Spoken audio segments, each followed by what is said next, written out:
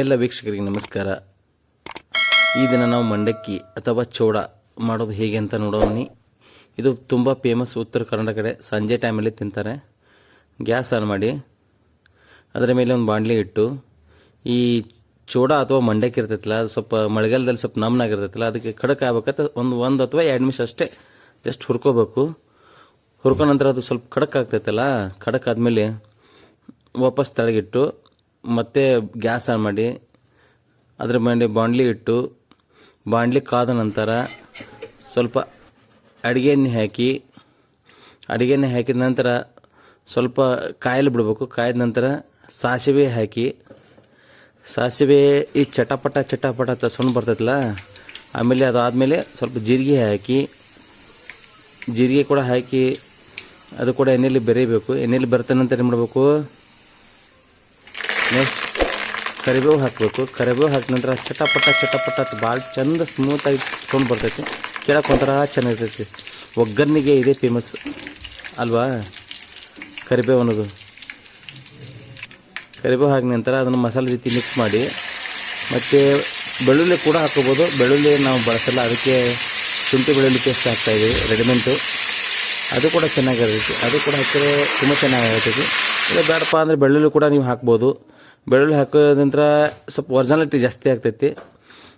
ಅದಾದ ನಂತರ ಸ್ವಲ್ಪ ಶೇಂಗಾ ಹೊರದಿದ್ದು ಹಸಿ ಕೂಡ ಹಾಕೋಬೋದು, ಹುರಿದಿದ್ದು ಕೂಡ ಹಾಕೋಬೋದು. ನಾವು ಹಸಿ ಶೇಂಗಾ ಹಾಕ್ತಾಯಿದ್ವಿ. ಮೇಲೆ ಪುಟಾಣಿ ಹಾಕ್ತಾಯಿದ್ದೀವಿ. ಪುಟಾಣಿ ಕೂಡ ಹಾಕಿ ಅದು ಒಂದು ಸ್ಪೂನ್ಲೆ ಮತ್ತೊಮ್ಮೆ ಎಣ್ಣೆಯಲ್ಲಿ ಸರಿಯಾಗಿ ಮಿಕ್ಸ್ ಮಾಡ್ಕೋಬೇಕು. ಮಿಕ್ಸ್ ಮಾಡಿ ಸ್ವಲ್ಪ ಚಿಟಿಗೆಯಷ್ಟು ಅರಿಶಿನ ಪುಡಿ ಹಾಕಬೇಕು.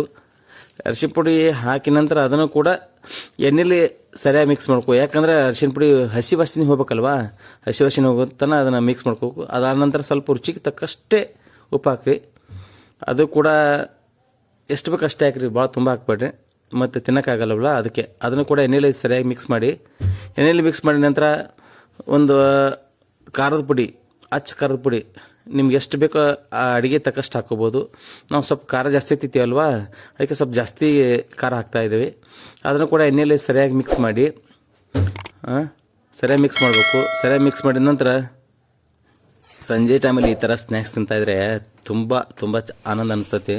ಇದಕ್ಕೆ ಹುರ್ಕೊಂಡಿದ್ದೀವಲ್ಲ ಆಗ್ತಾನೆ, ಅದಕ್ಕೆ ಹುರಿದಿಟ್ಟಿರೋಂಥ ಮಂಡಕ್ಕಿ ಅಥವಾ ಚೋಡಾನ ಈ ಒಗ್ಗರಣೆಗೆ ಹಾಕಿ, ಆ ಒಗ್ಗರಣೆಯಲ್ಲಿ ಪ್ರತಿಯೊಂದು ಕಣನೂ ಆ ಚೋಡಾಕ್ಕೆ ಅಂಟ್ಕೋಬೇಕು ಮಸಾಲೆ. ಹಾಗೆ ಸರಿಯಾಗಿ ಮಿಕ್ಸ್ ಮಾಡಬೇಕು.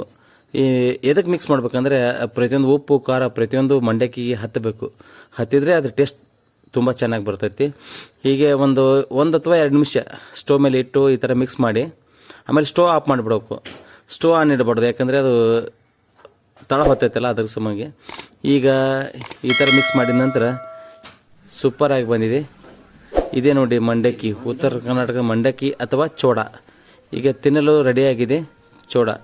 ಈ ವಿಡಿಯೋ ಇಷ್ಟವಾದರೆ ಲೈಕ್ ಮಾಡಿ, ಶೇರ್ ಮಾಡಿ. ತುಂಬ ಧನ್ಯವಾದಗಳು.